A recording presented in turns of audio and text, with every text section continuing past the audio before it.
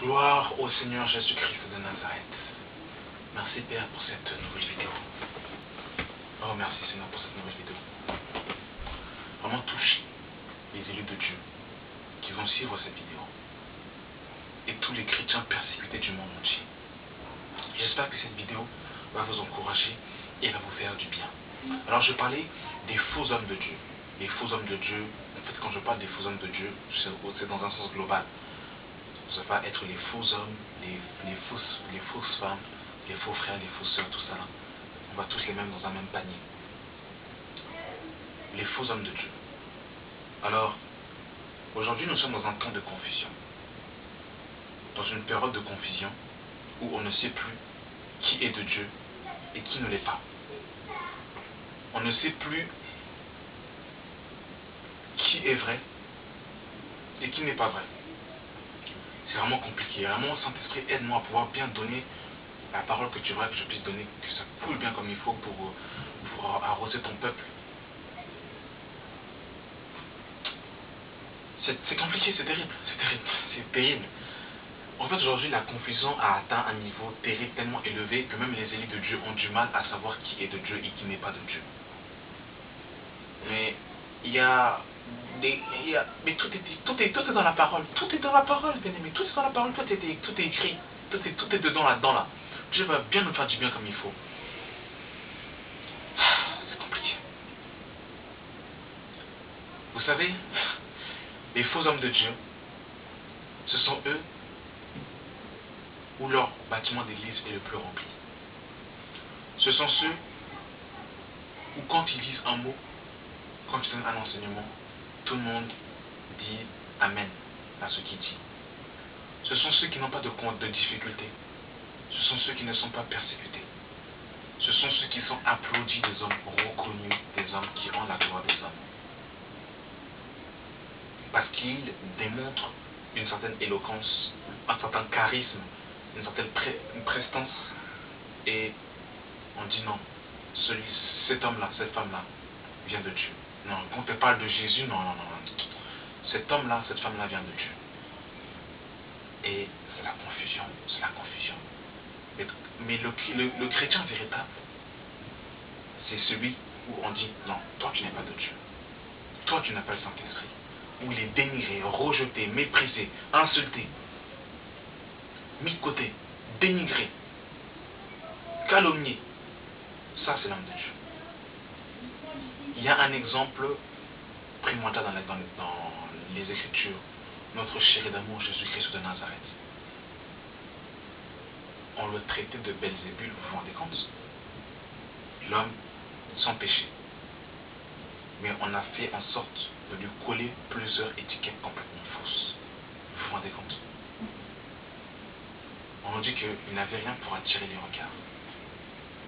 Et on nous dit qu'il est venu chez les siens et les siens ne l'ont pas reçu. Il a été rejeté des hommes, mis sur la croix, crucifié, rejeté. Étienne, lapidé à cause de Jésus-Christ. L'apôtre Paul, flagellé à cause du témoignage de Christ. Vous vous rendez compte? C'est terrible. C'est terrible. Voilà ce que les enfants de Dieu subissent quand ils sont véritablement de Dieu. Ils ne sont pas acceptés des hommes, ils sont rejetés des hommes. Nous allons lire pas mal de versets, donc je vais commencer à en relancer du sujet. Je suis dans Actes chapitre 8, à partir du verset 9. Il nous dit ceci. Il y avait auparavant dans la ville un homme nommé Simon, qui se donnant pour un personnage important, exerçait la magie et provoquait l'étonnement du peuple de la Samarie.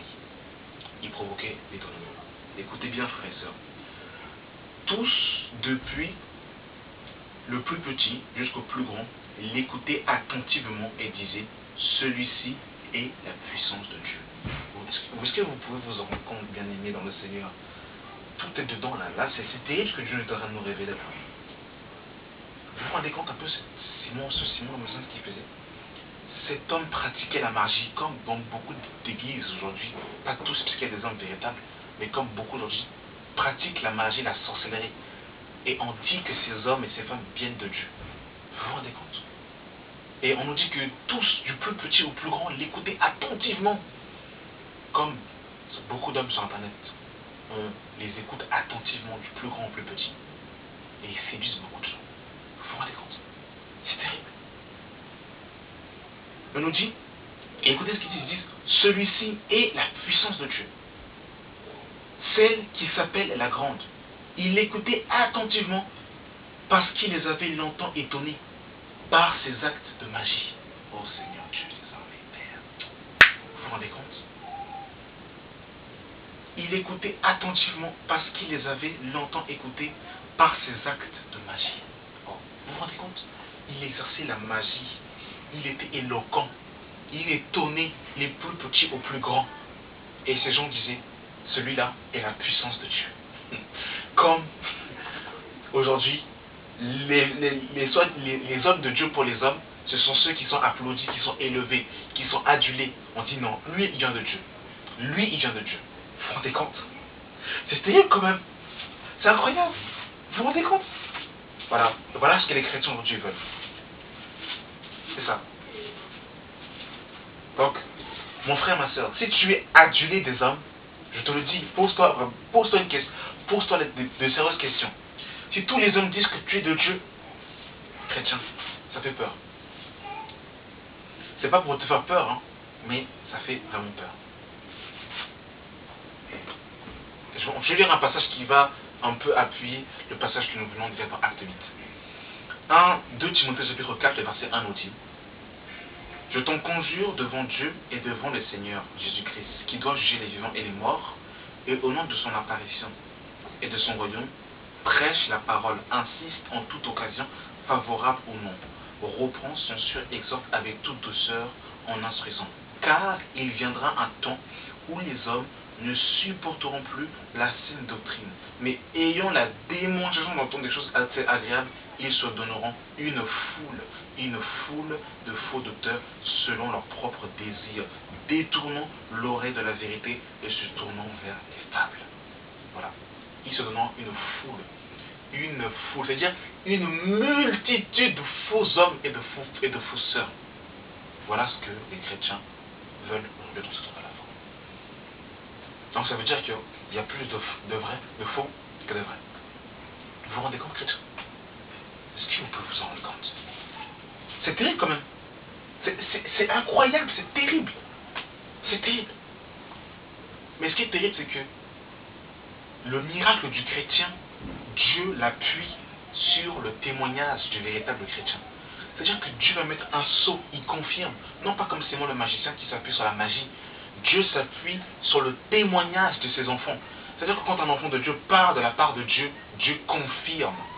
Juste dans Hébreux chapitre 2, le verset 4 qui nous dit ceci: Dieu appuyant leur témoignage par des signes, des prodiges et divers miracles, par les dons du Saint-Esprit distribués selon sa volonté.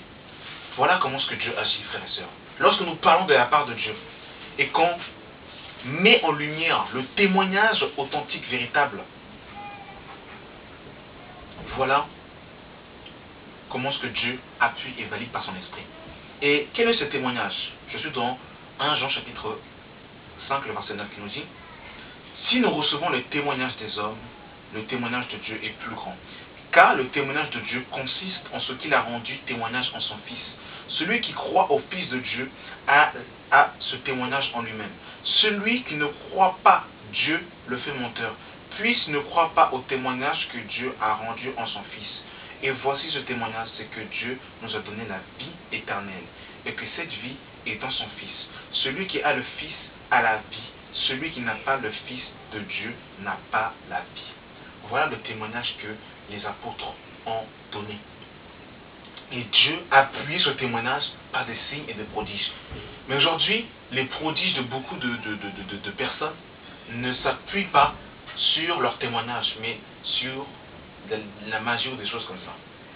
Et il y a des hommes et des femmes qui ont reçu de la part de Dieu, parce que ce qu'il faut savoir, c'est qu'il y a une différence entre le don de l'esprit et le fruit de l'esprit. Le fruit de l'esprit, il est produit par l'esprit de Dieu, bien évidemment, mais c'est quelque chose qui, Dieu nous travaille pour qu'on puisse produire naturellement ce fruit. Or, le don de l'esprit, c'est quelque chose qu'on reçoit de Dieu sans forcer, sans faire d'effort. À la conversion d'un chrétien, il peut recevoir un don. Je donne un exemple. À l'église de Corinthe, ils avaient reçu tous les dons de l'esprit, mais ils étaient charnels et ils pratiquaient véritablement le péché. Mais ils manifestaient quand même les dons de l'esprit. Mais ce n'était pas pour autant que leur vie était proportionnelle aux dons qu'ils manifestaient. Donc, manifester le don de l'esprit ne veut pas dire que forcément Dieu nous approuve et nous valide. Donc ça c'est une petite parenthèse. Et voilà, donc je suis rapidement dans Matthieu. Donc voyez-vous frères et sœurs, c'est terrible, hein, c'est terrible, c'est terrible, c'est incroyable. Je suis dans Matthieu chapitre 5, le verset 10 qui nous dit ceci. Heureux ceux qui sont persécutés pour la justice, car le royaume des cieux est à eux. Heureux ceux qui sont persécutés pour la justice, car le royaume des cieux est à eux. Le véritable homme de Dieu, la véritable femme de Dieu sera persécutée. Heureux serez-vous lorsqu'on vous outragera, lorsqu'on vous persécutera et qu'on dira faussement de vous toutes sortes de mal à cause de moi. Ça veut dire qu'à cause de Jésus-Christ, du témoignage de Jésus-Christ, les gens vont te mépriser. Tu seras dans la catégorie des gens qu'on va pas écouter. Vous vous rendez compte un peu? Frères et sœurs, est-ce que vous vous rendez compte? Vous vous rendez compte? Réjouissez-vous et soyez dans l'allégresse, parce que votre récompense sera grande des cieux, car c'est ainsi qu'on a persécuté les prophètes qui ont été avant vous. Les prophètes qui ont été avant nous ont été persécutés. Si toi aujourd'hui, mon frère, ma soeur, tu te dis de Dieu et que tu n'es pas persécuté, on te dit, tu es une femme de Dieu, tu es un homme de Dieu, on dit amen à ce que tu dis, mais il y a un problème, on doit te traiter, on doit te dire que tu n'as pas le Saint-Esprit, que tu es faux, que tu es un menteur, que ce que tu dis ne vient pas de Dieu, te prendre pour un malade, toutes ces choses-là, c'est ça qu'on doit faire. Mais si tout ce que tu dis, on dit amen, il y a un problème, mon frère, c'est pas possible. Si on te caresse dans le sens du poil, on te touche pas, tu n'es pas de Dieu. Je vais peut-être choquer, tu n'es pas de Dieu. Voilà, tu n'es pas de Dieu. Voilà, c'est simple. On va terminer par un dernier passage, où c'est Jésus lui-même qui va parler. On nous dit, Jésus dit dans Matthieu chapitre 24, le verset 23, il dit, si quelqu'un vous dit, le Christ est ici, ou il est là, ne le croyez pas, car il s'élèvera de faux Christ et de faux prophètes. Ils feront de grands prodiges et de miracles, comme Simon le magicien dans Acte 8. Et écoutez ce que Jésus-Christ dit par la suite. Ils feront de grands prodiges et de miracles au point de séduire, s'il était possible, même les élus.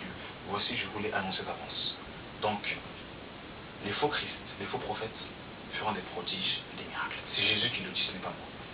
Donc, en ce temps de la fin, ne seront pas séduits comme ce peuple qui est en Samarie, qui ont été séduits par Simon le magicien, parce qu'il avait la prestance, l'éloquence. Donc, quand vous êtes insulté, chassé, parce que ce que vous dites vient véritablement de Dieu, selon la parole, ne soyez pas très énervé.